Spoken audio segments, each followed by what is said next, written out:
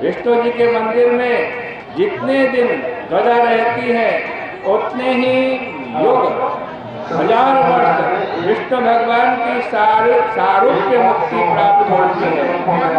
विष्णु भगवान के मंदिर में बंधी हुई ध्वजा को देखकर जो धर्मात्मा आनंदित होते हैं वे महापापों से छूट जाते हैं।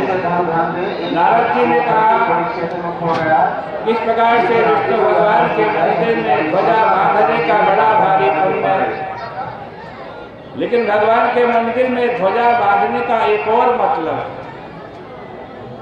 और असली मतलब वही क्या है कि अपनी ध्वजा मत बांधो, अपने झंडे मत गाड़ो।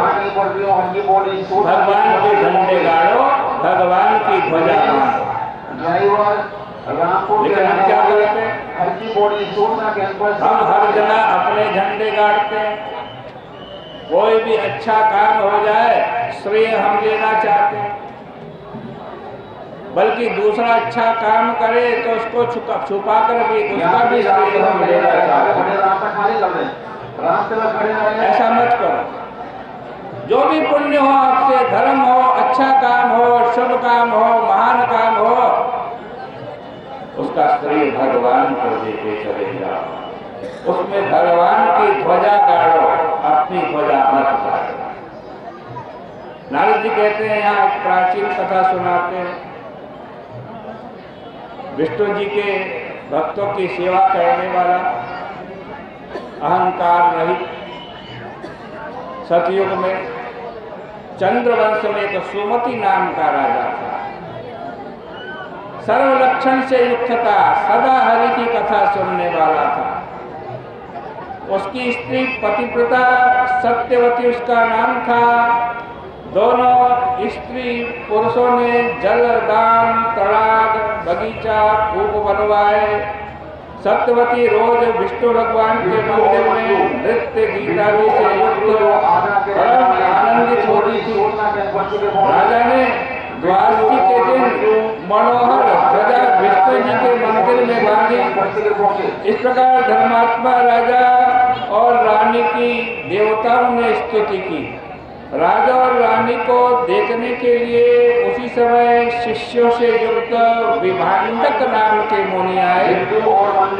मुनि का आगमन सुनकर के सुमति अपनी स्त्री के साथ और मुनि के पास गया। मुनि का सत्कार किया, पाद्य दिया, अर्घ दिया, आचमन का जल दिया, भोजन कराया और फिर हाथ जोड़ करके कहने लगा। हाथ जोड़ करके वो राजा बोलता है, ये गुरुजी आपके आशीर्वाद से मैं कृतकृत्य हूँ।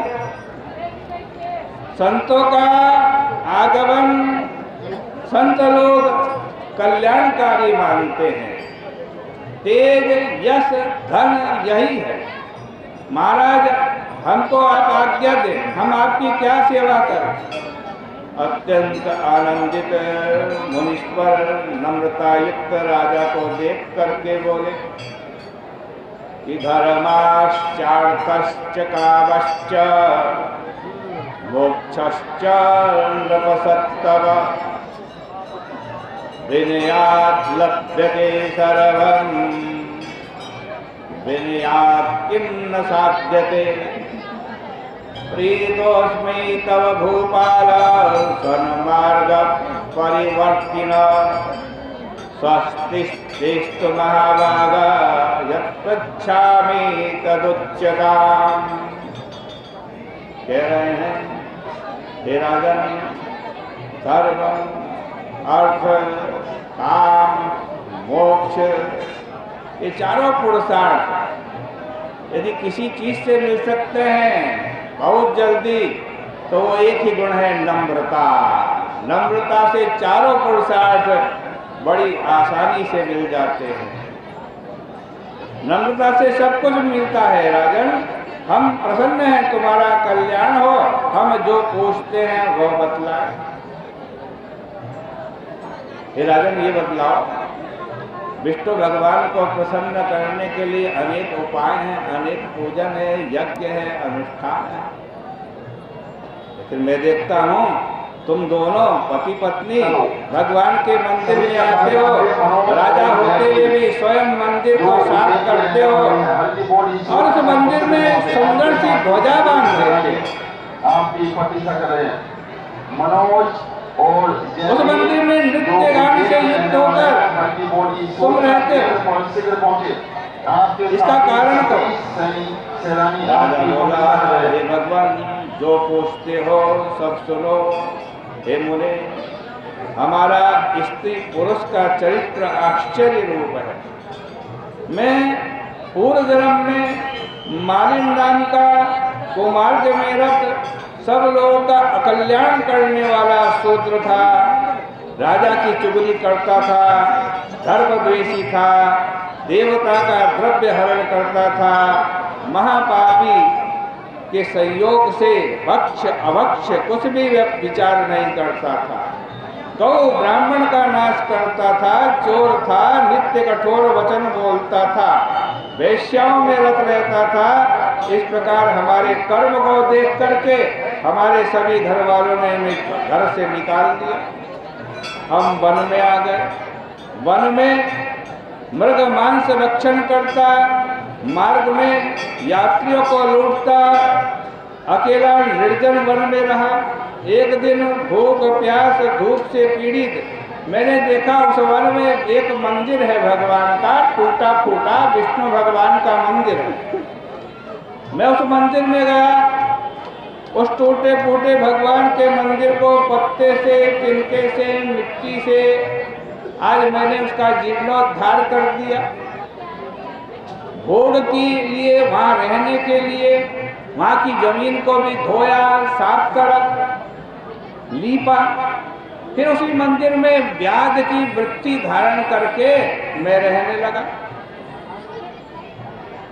वहाँ व्याध की वृत्ति की तरह मृग मार कर जीवों के आज हत्या करता था।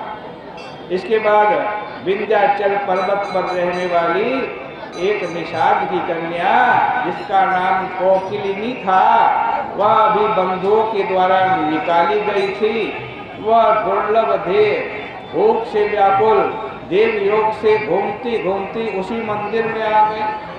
उसको दुखी देख करके हमें बहुत दया आई। उसको जल भी दिया, खाने को मांस दिया। हमने उसका हाल पूछा तो उसने बताया कि मैं कोकिलिनी नाम के निषाद, क्योंकि मेरा नाम कोकिलिनी है और दामक निषाद की कन्या हूँ। विंध्याचल पर्वत पर रहती थी, चोरी करने वाली, सदा कठोर वचन बोलने वाली। मैंने अपने पति की भी हत्या कर दी, इसलिए बंधु बांधवों ने मुझे घर से निकाल दिया। वन में बस घूमती घूमती इस मंदिर में आ गई, यहाँ आप मुझे मिले। फिर मंदिर में पति पत्नी भाव से दोनों के दोनों रहने लगे। उसी मंदिर में रहते, मांस खाते। एक दिन उस मंदिर में हमने मांस खाया, फिर मदिरा पी करके मतवाले हो गए। फिर एक डंडा उठा लिया, डंडे में एक कपड़ा बांध दिया। उस झंडे को, उस ध्वजा को, जो ध्वजा बन गई थी, लेकर के हम दोनों नृत्य करने लगे, गान करने लगे, भगवान का भजन करने लगे।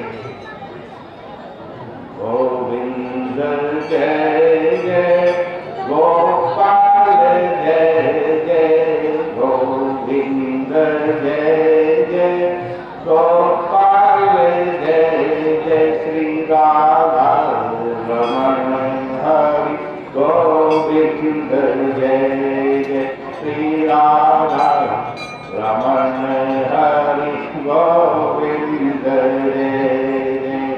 काफी देर तक हम नृत्य करते रहे भगवान के मंदिर में ध्वजा को लेकर के।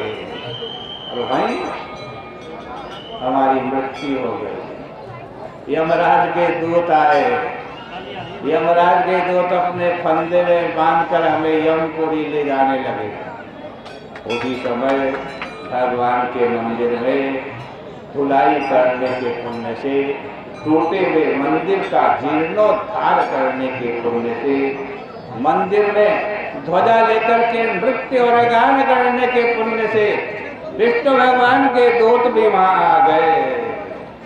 उन दोनों का संवाद हुआ, विष्णु भगवान के दूतों का और यमराज के दूतों का, वो हमने सुना।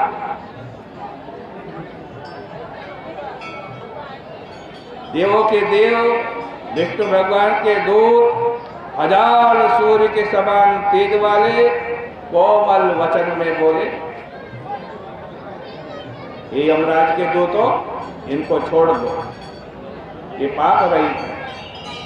दोनों विष्णु जी के परम प्रिय भक्त हैं। ज्ञान तीनों लोकों में संपत्ति का कारण होता है। बिना पाप में पाप बुद्धि करने वाला पुरुष अधम है। यमराज के दूतों ने कहा कि तुमने सत्य कहा है, लेकिन महाराज ये तो महापापी हैं, दंड देने के लिए इन्हें हम यमलोक ले जा रहे हैं। श्रुति का कहा हुआ धर्म है और श्रुति रहित अधर्म है। ऐसा सुनकर विष्णु जी के दूत क्रोध से यमराज के दूतों से बोले, बड़े आश्चर्य की बात है, धर्म दृष्टि वालों को महान अधर्म स्पर्श कर रहा है। अपने कर्म के नाश पर्यंत तुम लोग नरक में रहोगे जब तक चंद्र सूर्य है। पूर्व संचित पापों का प्रायश्चित कहीं नहीं देखा गया है, तो बार बार पाप क्यों करते हो? श्रुति में कहा हुआ धर्म है, इनसे किए गए धर्म को हम बतलाते हैं। इन दोनों ने विष्णु भगवान के मंदिर में नृत्य किया, ध्वजारोपण किया, इससे इनके पाप छूट गए। इनको जल्दी छोड़ दो, देर मत करो। मरण के समय भगवान का नाम सुनने मात्र से ही परम धाम मिलता है। भक्ति से नाम लेने पर क्या कहना।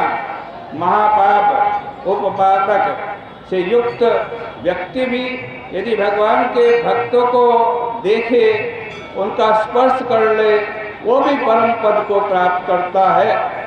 एक घड़ी या आधी घड़ी या आधी से भी आधी घड़ी जो विष्णु भगवान के मंदिर में स्थित रहता है, वो परम स्थान को जाता है। सेवा जो करता है उसका तो कहना ही क्या। भगवान के मंदिर को लीपने, बुहारने, टूटे हुए मंदिर का जीर्णोद्धार करने, जल से सिंचन करने, दीपदान करने, कथा श्रवण करने और भगवान के मंदिर में ध्वजारोपण करने वाला व्यक्ति यमराज के लोक में, यमलोक में नहीं जाता है। विष्णु जी के दूत ऐसा बोल करके पास से आज यमराज